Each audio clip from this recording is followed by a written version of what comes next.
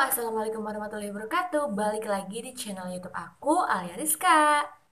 Di video kali ini aku mau kasih sedikit penjelasan tentang mengapa sih udah menikah selama 1 tahun bahkan lebih, tapi belum juga dikaruniai momongan atau belum hamil.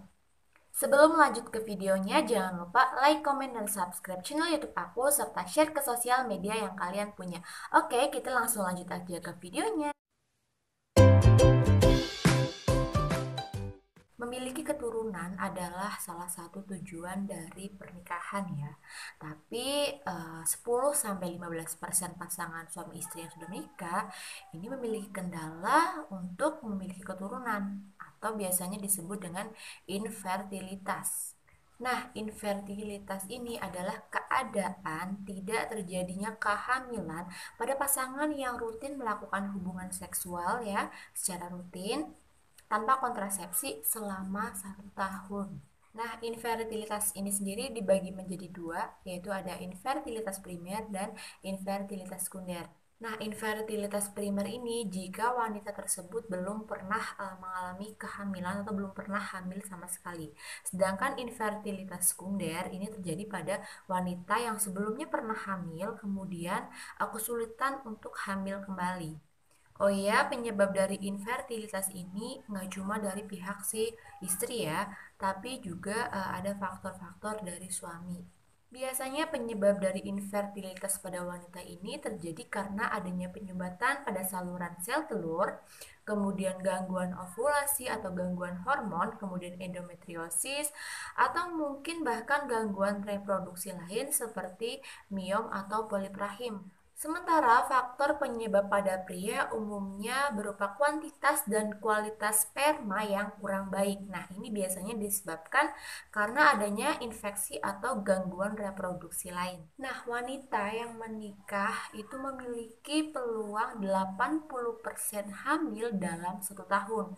Terlebih lagi ini dalam masa usia produktif ya, 30 tahun ke bawah.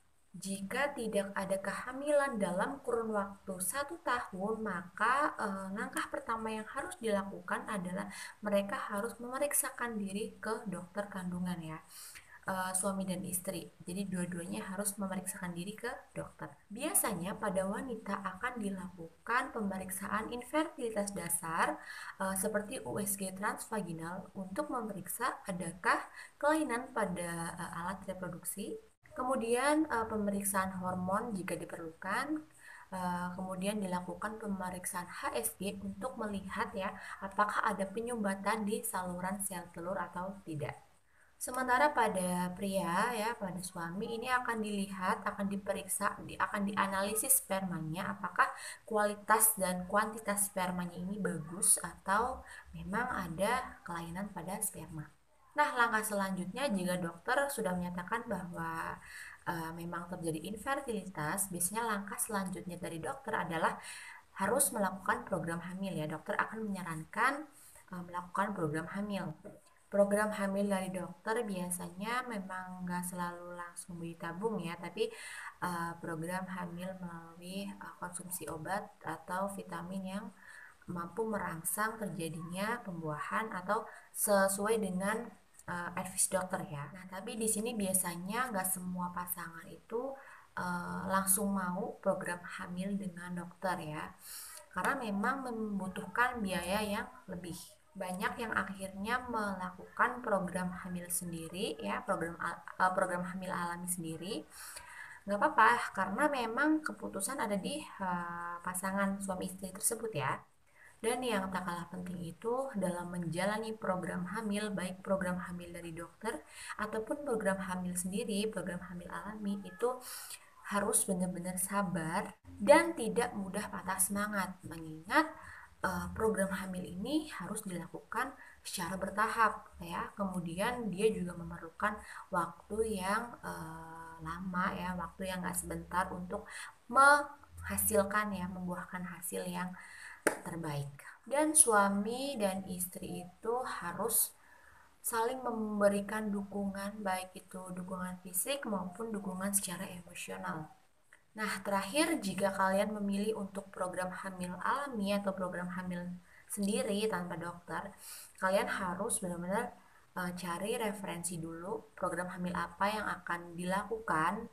Kemudian jika kalian sudah menemukan satu program hamil, diusahakan jangan gonta-ganti terus ketika program hamil A ini nggak berhasil. Padahal kalian baru konsumsi atau baru melakukannya dalam paling 1-2 bulan. Terus kalian menyerah karena nggak ada hasil. Padahal memang ya tadi program hamil itu nggak sesingkat yang kalian bayangkan. Jadi harus bertahap dan harus konsisten.